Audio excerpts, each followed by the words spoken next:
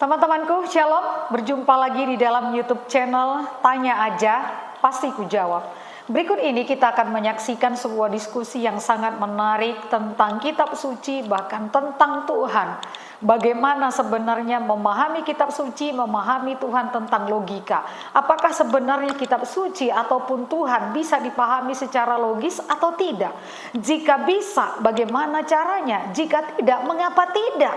Karena Tuhan sendiri memberikan logika kepada manusia. Apakah logika harus dimatikan, ditekan, dan tidak difungsikan? Karena itu saksikanlah diskusi ini dan semoga memberikan pencerahan ya.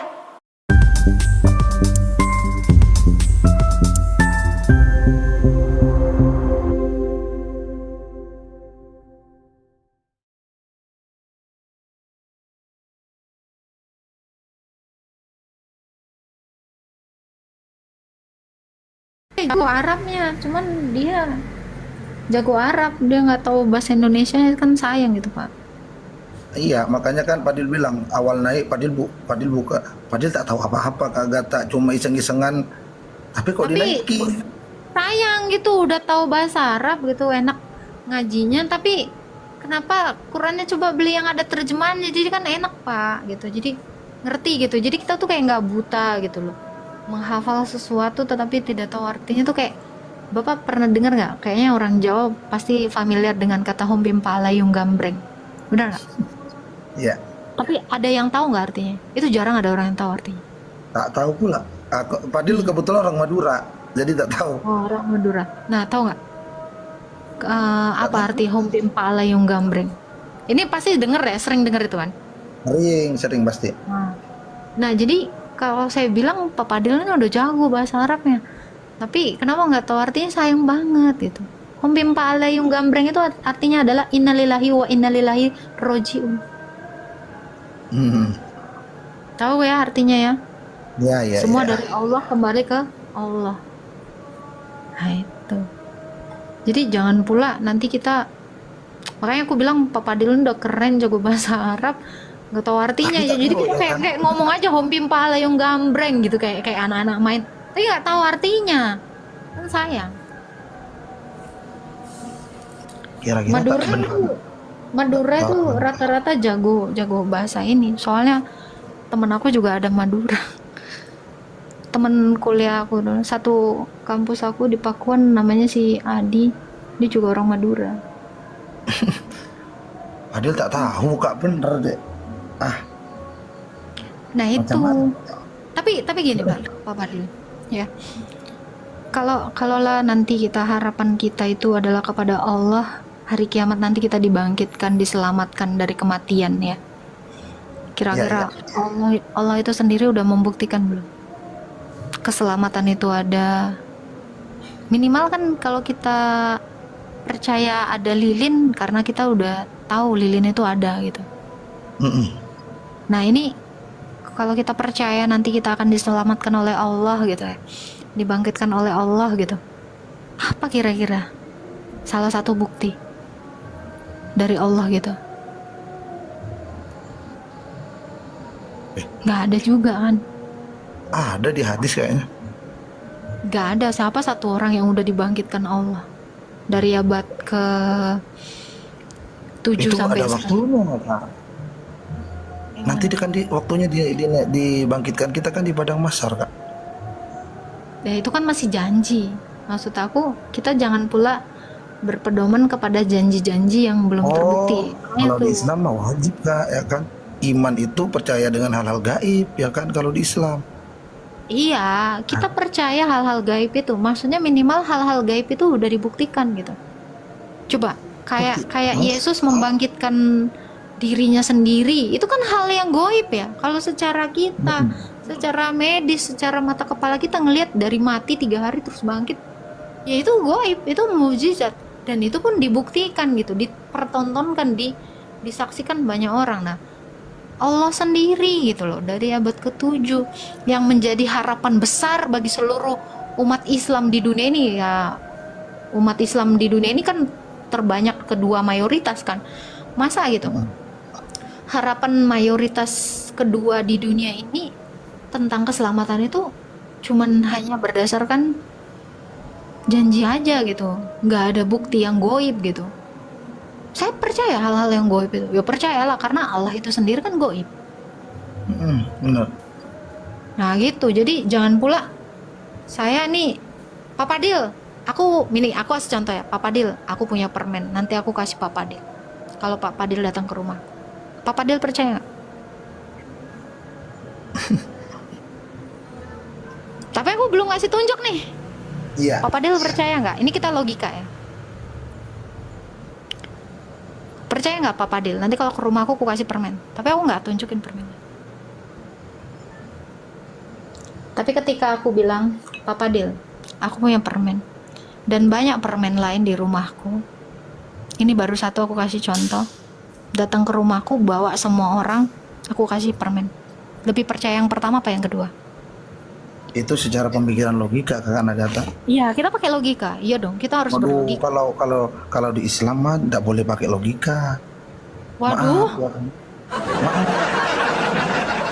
Ketawa dulu biar nggak tegang. itu ya kan? udah. Maaf. Kalau di Islam kita nggak boleh pakai logika Kak. Sekali bilang Allah seperti ini, das ya kan. Maka kita harus percaya ya kan.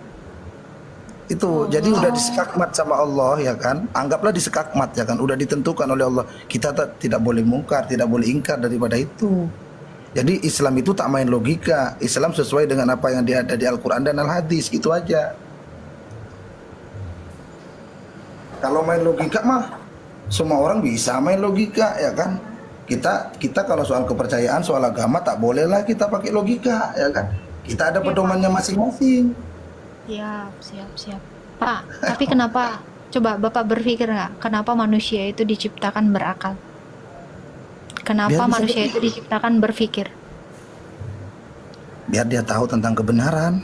Nah ini barusan saya tunjukkan kebenaran supaya Bapak berpikir. Lu kalau kayak tadi Bapak langsung skakmat, oh kita nggak boleh berpikir untuk itu, percaya aja. Kita kayak beriman tuh kayak beli kucing dalam karung. Iya lo kucing, kalau dalamnya ular kobra buka patok mati kita. Iya dong. Iya. Gimana? Kenapa? Ini justru bahkan salah satu alasan kenapa manusia itu diciptakan dengan berpikir. Jadi bukan akhlak saja gitu, tapi berpikir juga. Supaya apa? Supaya Pak Fadil ini juga ketika sudah beriman pun Anda tidak membelakangi logika Anda. Tadi kayak saya kasih contoh gitu. Ini hal yang paling logis gitu. Kalau saya sih saya nggak mau percaya sama kayak ada ya orang tukang obat itu. Oh ini obat jerawat ampuh begini. Tapi nggak ada contoh yang sembuh dari jerawat itu. Saya nggak akan mau beli itu. Gitu. Sama seperti janji-janji gitu. Apalagi ini Pak, kita bukan kayak mau beli obat jerawat yang dipakai untuk di dunia. Iman ini sekali seumur hidup Pak. Menentukan kita setelah mati, apakah kita mau binasa di neraka atau kita mau selamat di surga. Manunggaling kaula Gusti. Loh ini pertaruhan. Ini pertaruhan gitu loh. Kita hidup bukan di dunia ini, tetapi lebih daripada dunia ini. Di dunia cuma berapa tahun sih? Maksimal sekarang 70 tahun ya hidup ya. Ngapain berat-berat kali mencari dunia ini? Coba bayangkan jangka panjang setelah mati. Kekekalan itu, hidup selama-lamanya itu harusnya yang kita pikirkan. Jadi kenapa Tuhan menciptakan pikiran pun harusnya ini juga sebenarnya kalau ketika statement Pak Padil bilang udah diskakmat nggak boleh, itu bukan ciri khas Allah yang menciptakan. Ciri khas Allah yang menciptakan manusia itu supaya berpikir. Kenapa? Karena manusia diciptakan segambar dan serupa dengan Allah. Allah memiliki kehendak, manusia memiliki kehendak. Sifat-sifatnya ya. Allah itu berotoritas, manusia pun ingin berotoritas. Ini paling relate gitu. Kalau Allah pun dia berkehendak, masa manusia tidak bisa berkehendak? Allah berpikir, maha berpikir, manusia pun berpikir harusnya. Kan seperti itu. Sifat-sifat Allah itu ada di diri kita. Kenapa saya klaim seperti ini? Pak Padil, kalau nengok orang kesusahan, sakit nggak hatinya? Pasti lah.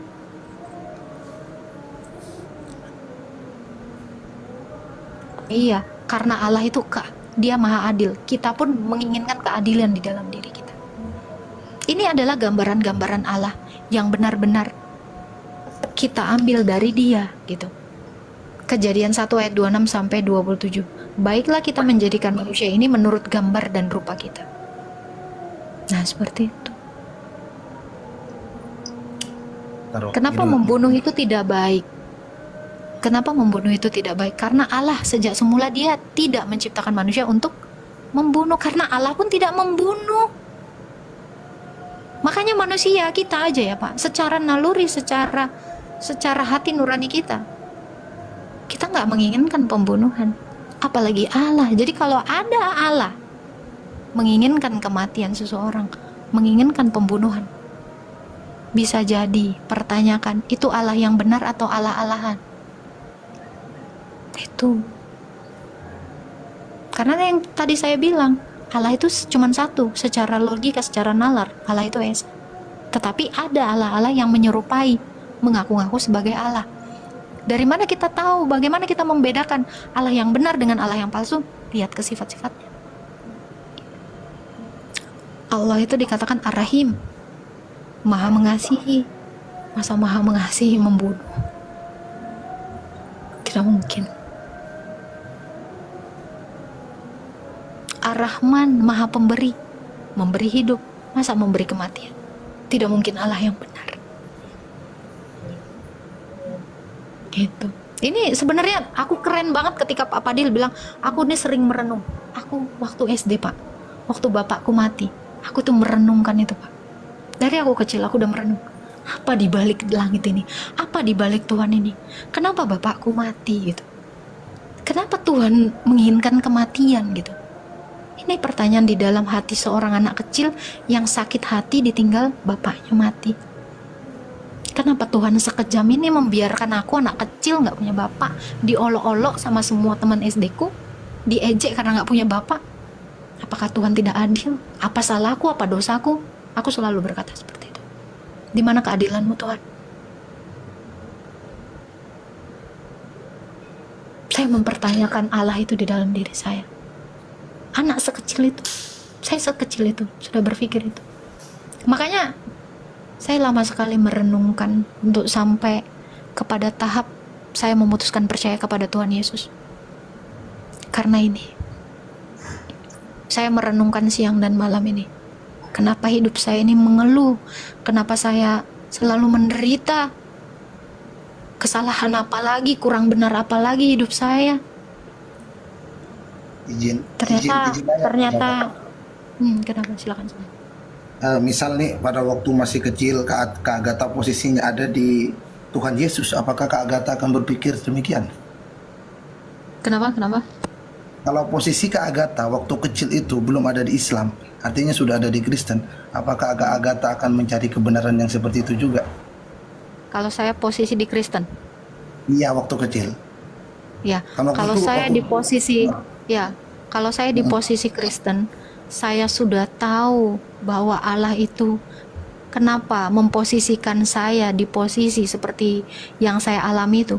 Saya menerima dengan legowo. Kenapa? Karena Tuhan Yesus itu memang tidak membunuh bapak saya. Karena manusia itu mati karena dosanya. Saya sudah dapat pengertian.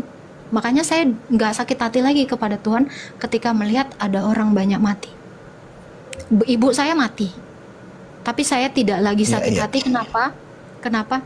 Karena saya tahu kematian ibu saya itu adalah dampak dari Adam yang memang tidak taat kepada Allah. Manusia memang tidak diciptakan untuk mati. Tuhan Yesus bilang apa? Menginginkan semua orang diselamatkan. Makanya aku 2000 tahun yang lalu Agatha, kalau kamu percaya sama aku, ibumu bahkan kamu nanti akan kubangkitkan setelah mati. Karena aku bukan yang membunuh kamu dan ibumu Agatha, kata Tuhan Yesus. Tetapi karena ketidaktaatan Adam dan Hawa, sehingga ibumu dan kamu pun Agatha mengalami kematian itu.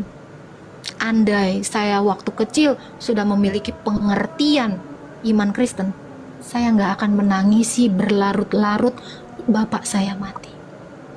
Saya akan terima itu, dan saya akan percaya bapak saya nanti akan dihidupkan, saya pun nanti akan dihidupkan, ibu saya pun akan dihidupkan, bersama-sama dalam kebahagiaan. Manunggaling Kaula Gusti. Tidak akan terpisah lagi seperti sekarang ini. Kenapa manusia ini mati? Ya karena manusia jatuh ke dalam dosa. Manusia terpisah dari sang sumber hidup. Makanya manusia itu selalu mengeluh, betul nggak? Kita walaupun kaya pasti ngeluh. Ada aja yang dikeluhin. Tetapi sekarang saya sudah mendapatkan pengertian itu, Pak. Hidup saya hari-hari tidak mengeluh lagi seperti dulu. Makanya kalau seandainya semua orang memiliki pengertian ini, semua manusia tidak akan gila terhadap dunia ini. Kalau saya di posisi 9 tahun sudah mengenal Yesus, saya nggak akan meneteskan air mata ketika bapak saya mati. Ini adalah rancangan Tuhan. Nanti Tuhan akan hidupkan. Itu. Saya nggak akan trauma. Ibu saya mati, trauma lagi. Karena saya belum mengenal Tuhan saat itu. Tetapi setelah saya mengenal Tuhan, Pak, hari ini saya mati pun, saya percaya saya mati dalam Kristus, saya akan dihidupkan, saya akan berada bersama-sama dengan Dia di Firdaus. Tidak masuk ke Maryam 71. Makanya kenapa orang itu banyak yang ingin membunuh saya tidak ketakutan. Karena saya sudah memiliki pengertian bahwa hidup saya, badan saya ini, ada orang datang menusuk saya, itu hanya membunuh jasad saya. Tetapi saya lebih percaya kepada Yesus yang berkuasa atas tubuh, jiwa, dan roh saya. Yang Dia 2000 tahun yang lalu sudah membuktikan bangkit dari mati. Kamu pun Agatha akan kubangkitkan dengan cara yang sama, kata Tuhan Yesus. Makanya saya bilang, dasar saya percaya kebangkitan sangat jelas, yaitu Yesus. Yang kayak tadi. Nah ini, saya percaya kepada Yesus karena Dia sudah membuktikan keselamatan itu. Makanya Pak, orang Kristen itu nggak ada yang takut mati. Karena mati itu keuntungan. Di dalam Alkitab dikatakan seperti itu. Para rasul, ya ini yang tadi Bapak tanya, Paulus, Yohanes, tau nggak itu matinya? Digoreng, dicambuk, diadu dengan gladiator, disalib terbalik. Mereka itu nggak mikir lagi tuh. Karena mereka setelah mati akan bersama-sama dengan Kristus. Itulah iman orang-orang Kristen. Karena apa? Rasul Paulus sudah melihat Rasul Yohanes dengan biji ke mata kepalanya sendiri nengok Yesus itu disalibkan, ditusuk, dianiaya, dicerca, dikuburkan, bangkit pada hari yang ketiga. Dia jadi nggak takut lagi. Wong dia bangkit. Makanya Rasul Yohanes, tahu nggak Pak? Kisahnya dalam Alkitab itu digoreng hidup-hidup di minyak panas, disembuhkan nama Tuhan Yesus. Dibuang ke Pulau Patmos. Sebelum dibuang ke Pulau Patmos, dia dilemparkan ke laut 14 hari, hidup lagi. Rasul Paulus, orang mati didekap, hidup lagi, namanya Yutikus. Rasul Petrus nggak takut mati. Kenapa? Mati bagi kami itu keuntungan. Semua yang mati percaya kepada Kristus, mereka percaya mereka sudah di Firdaus. Makanya mujizatnya itu banyak sekali Pak. Rasul Petrus sendiri bisa menghidupkan orang mati. Makanya Yesus bilang apa? Janganlah kamu takut kepada manusia, kepada dia ya, iblis juga, kepada dia yang dapat membunuh tubuh, tetapi takutlah kepada dia yang bisa membinasakan baik tubuh maupun jiwa. Manusia itu gampang sekali membunuhin kita Pak. Kita pun bisa menjadi pembunuh. Makanya aku bilang ya, ini saya kan sering banget dilaknat. Tunggu ya Agatha, wow, dilaknat, diajab, dibunuh, digorok halal darahmu. Saya nggak takut. Karena kalian cuma bisa memisahkan antara tubuh saya dengan jiwa saya. Tetapi Yesus bisa menyatukannya kembali. Karena Dia sudah membuktikannya. Nggak akan ada ketakutan. Iman saya ini nggak prematur gitu. Makanya ini harapan saya. Kenapa saya seyakin itu kepada Yesus? Karena ini banyak sekali Pak orang-orang kudus. Termasuk ini Pak, Bapak tahu nama Agatha ini? Ini adalah nama jana suci yang hidup di tahun 300. Agatha seorang perawan cantik yang dipotong payudaranya, disiksa, didatengin sama Rasul Petrus, sembuh lagi, disiksa, diperkosa, mau dianiaya, akhirnya mati. Ini jana suci Agatha. kenapa nama baptis saya ini luar biasa sekali. Dia disuruh pindah iman, Pak. Kamu sangkal Tuhan Yesus. Kalau nggak saya perkosa, saya bunuh. Itu dipotong payudaranya. Disiksa. Wah, itu ngeri. Ini benar. Ya, dia tahu di tahun 350-an hidup. Makanya kenapa nama baptis saya ini Agatha. Sekuat ini. Oh, banyak Pak martir-martir orang Kristen, Pak. Namanya Abdullah pun ada. Banyak sekali. Para rasul itu, Pak. Itu semuanya martir, Pak. Memang Bapak kira mati enak gini, tidur enakan. Itu rata-rata miskin, nggak punya apa-apa. Nggak punya kuda, nggak punya sendal, nggak punya jubah yang bagus. Tetapi apa? Mereka lebih memilih kerajaan surga. Rasul itu mana ada dibekelin duit? Seperak pun nggak Yesus ngasih duit. Ngasih kendaraan, enggak. Semua itu Rasul, ada 83 ya, 12 murid, 1 murid khusus Paulus, dan 70 murid, termasuk penulis-penulis Injil itu semuanya mati dalam keadaan apa? Yang diginiin, disalib terbalik, diadu dengan singa, dirajam.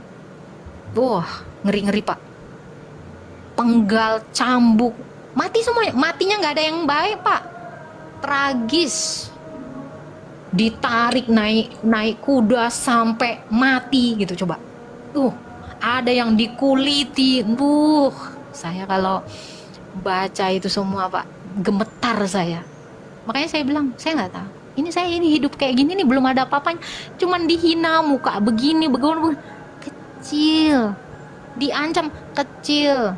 Coba lihat orang-orang terdahulu. Saya nggak akan sanggup. Dan tahu nggak semua hidupnya kudus. Nggak pernah membunuh ini para rasul. Nggak pernah berkata dusta, nggak pernah menginginkan apa milik orang lain, berzina, berselingkuh, nggak ada. Benar-benar hidup sama seperti Yesus. Tahu kan Yesus itu seperti apa? Mana pernah ada dosa di dalam dirinya? Dia sangat kudus. Nah itu. Makanya kenapa saya tuh se-exciting ini memberitakan ini loh. Tuhan saya ini luar biasa loh. Itu. Banyak seperti ini. Ya, Romo saya yang ngajarin saya, Pak. Daniel Biantoro, namanya sebenarnya Bambang Dwi Biantoro. Dia juga dari Islam. Allah. Dan dia sekarang menjadi uskup. Hidupnya salibat, hidupnya kudus. Itu bapak saya. Luar biasa. Tahu nggak di Korea sana minumnya makan terlunta-lunta, cuman minum air ledeng. Kita masih mending nih air aqua nih.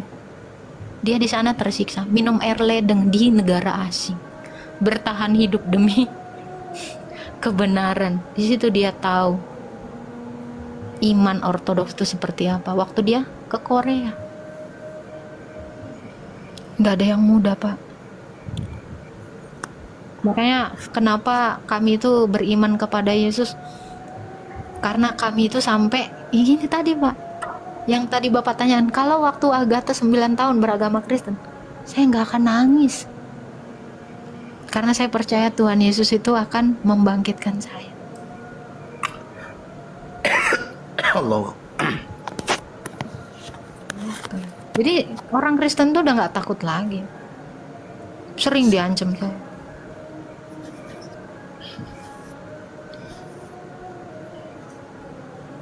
Saya juga kadang-kadang merenungkan gitu Pak Fadil.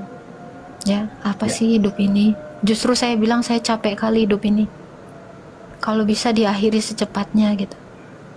Waktu saya Islam saya berkali-kali bundir. Mau bundir. Saya lelah sekali hidup di dunia ini. Tetapi sekarang saya mengerti. Saya hidup itu untuk Kristus. Selagi saya bernapas, saya mewartakan kebenaran itu kepada siapa saja. Saya sudah melepaskan dunia ini. Bahkan saya nggak berpikir apa lagi. Saya nggak khawatir akan hari esok, nggak khawatir apa yang saya gunakan. Saya sebenar-benarnya di bawah kendali Tuhan. Muslim, berserah kepada Tuhan Yesus. Seperti itu Pak Padil. Siap. Oke. Pokoknya intinya Padil cuma ingin bilang kita saling hargai aja sesama agama, gitu aja Kak. Siap. Itu aja kok, kita punya keyakinan masing-masing. Di balik itu kita jangan pernah saling menjelekkan satu sama lain, itu aja ya kan. Kebetulan Padil orang yang tak tahu apa-apa pula ya kan. Betul. Udah hampir jam 12 ya. Maaf ya, udah naik ke atas pemal kakak nih. Thank you loh Pak Padil, ini keren. Tapi satu yang pertanyaan saya Pak Padil. Kalau misalnya gini ya Pak Padil, ini saya kan suka dibilang kan menghujat gitu ya, menjelek-jelekan agama orang. Pak Padil pasti sering dengerin ya Pak. Kalau saya misalkan baca hadis gitu Pak, itu kan memang ada tertulis gitu. Apakah saya menghujat gitu Pak Padil? Hadis sebenarnya di Islam kan ada tafsir pula ya kan. Betul. Ada tafsir. Hadis dengan tafsir beda. Iya Pak. Tafsir untuk hadis Quran itu, ya. ya tafsir Quran kayak tafsir Jalalain ya kan. Jadi kayak ayat 71 ya kan, kalau kita baca mentahannya memang kayak gitu, tapi di dalam tafsir Jalalain itu juga dijelaskan maksud dari tujuan ayat tersebut apa ya kan. Jadi kita seharusnya seharusnya kita tidak bisa menilai atau membaca ayat itu dengan logika ya kan. Jadi ada tafsir tertentu di sana ya kan. Maksudnya tujuannya kemana ya kan. Hadis pun seperti itu ya kan. Apakah hadis ini sahih atau hadis ini dhaif gitu. Apakah hadis ini benar adanya gitu kan, atau hanya hadis karangan yang dikarang oleh orang-orang yang tak bertanggung jawab, gitu aja. Betul. Jadi kita Makanya saran saya gitu, kalau misal saya bacakan hadis, kalian juga cross check gitu. Saya sangat seneng kayak gitu, kayak Pak Padil tadi baca langsung. Saya juga ngarepin teman-teman muslim tuh kayak Pak Padil nih. Begitu saya sebutin, dia baca. Nah, enak kan gitu. Jadi nggak langsung tiba-tiba, oh itu palsu, itu salah, itu begini. Nggak elok lah kayak gitu. Karena kita ini sama-sama belajar. Namanya belajar, kita tuh harus menggunakan pikiran kita gitu. Masalah nanti kita merenung itu setelah kita belajar kan gitu ya Pak Padil ya.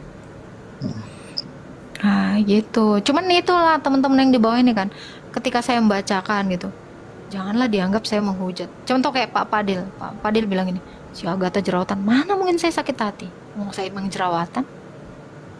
Betul nggak Pak Padil? Ya. Masa Pak Padil ini kan orang Madura, oh dasar kok Madura kan nggak mungkin sakit hati Pak Padil, betul nggak? Karena emang orang Madura. Janganlah, nggak ini. Jadi yang teman-teman di bawah pun kayak gitu. Nah, makanya saya mau nih kalau ada komal Islam juga kan, dia buka komal, kasihlah kesempatan kita juga bertanya. Saya juga selalu gitu, buka komal orang Islam boleh nanya iman saya kayak gimana. Ya kalau terima silakan, nggak sudah ya jangan juga mendebat iman saya. Saya juga nggak mau mendebat iman orang, lupa ngapain. Nah itu iman-imanmu gitu. Saya nggak mau debat, tapi tolong jangan kitab saya pun kalian salah gunakan gitu. Kayak polemikus yang lain gitu, digunakan salah. Oh nanti si Agatha ini jadi pesundal, padahal baca pun nggak benar gitu. Ada. Aku tuh sering banget loh Pak digituin sama orang-orang Muslim yang nggak tahu. Hei anak domba, hei pesundal. Loh, saya nggak pesundal. Bahkan di Alkitab dikatakan pesundal yang bertobat itu mendahului orang-orang yang salih. Karena pesundalnya bertobat, orang salihnya munafik. Sesimpel itu padahal. Cuman tau nggak Pak di framingnya? Si Agatha ini pesundal, si Agatha ini open BU apa segala macam. Saya sih nggak mau sakit hati kalau difitnah. Karena itu cuma fitnahan. Kalau itu benar baru sakit hati. Makanya saya bilang, gimana ya, jarang banget, semoga banyak lah Pak Padil kayak orang Islam tuh kayak Pak Padil gini gitu, yang waras gitu, yang sehat gitu cara berpikir. Untuk teman-teman nih di bawah ya kan, yang seagama dengan Padil, yang merasa menghujat Padil, tak apa-apa lah ya kan.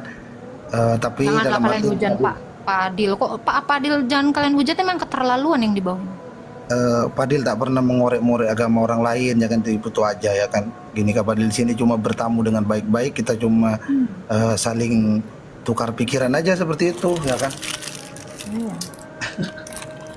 Banyak komentar-komentar di bawah, kebetulan Pak dari tadi tengok komentar sambil lalu dengerin Kak Agatha ya kan. Iya. Tadi Pak Dil juga ke room Kak Suma. Si Suma lagi live juga dia, lagi komal di tempat orang, siapa itu lupa aku. Ada Ada. namanya si ini. Tahu tadi aku. Dance Mumek. Kayaknya tadi ke sana Iya, itu juga. tadi. Ada si Riva, ada yang lainnya juga tadi. Makanya kata saya kalau nggak ngerti tanyalah sama saya. Jangan juga mendebat itu. Kalau dibalik kan nggak enak kan. Posisinya itu kan. Orang jadi salah paham sama agama kamu gitu kan. Ada lebih baiknya tuh kayak Pak Fadil ini. Aku kalau yang di roomku ini orang-orang baik kayak Pak Fadil ini sebenarnya nggak dikit ya. Ada juga beberapa gitu. Bahkan sampai berjam-jam gitu. Karena dia memang niatnya mau tahu, bukan mau ngolok-ngolok. Cuman kebanyakan memang yang ngolok-ngolok. Pak Fadil, makasih banyak loh ini waktunya. Pak Fadil ini Siap, keren. makasih Kak. Makasih Kak. Saran dari Padil, kita di Indonesia sebagai orang Islam yang mayoritas, yuk kita rangkul minoritas, kita jaga mereka ya kan. Jangan saling menghujat, jangan saling menjelekkan satu sama lain. Sebaliknya juga yang minoritas, jangan merasa sakit hati, jangan sampai kalian semuanya berkor-kor pula ya kan, merasa sakit hati jadi membalas ucapan-ucapan mereka dengan kata-kata kotor. Itu aja dari Padil ya kan. Makasih untuk semuanya malam ini ya. Izin enggak ada saya. Ya. Sehat-sehat selalu ya Pak Fadil ya. Siap Agatha, makasih waktunya. Nitip salam sama istri dan keluarganya ya. Siap Agatha. Tuhan berkati. Puji Tuhan, kita sudah menyaksikan diskusi yang begitu luar biasa menarik, yang membuat banyak orang akhirnya mengerti kebenaran dengan jelas karena menggunakan pikiran, menggunakan logika. Karena sesungguhnya Tuhan memberikan pikiran kepada manusia, melengkapi manusia dengan segala kemampuan untuk berpikir, untuk boleh membandingkan, untuk boleh memutuskan. Sesungguhnya hal itu adalah suatu berkat untuk digunakan dengan bertanggung jawab. Karena itu teman-temanku, apapun di dalam dunia ini pikirkanlah dengan matang.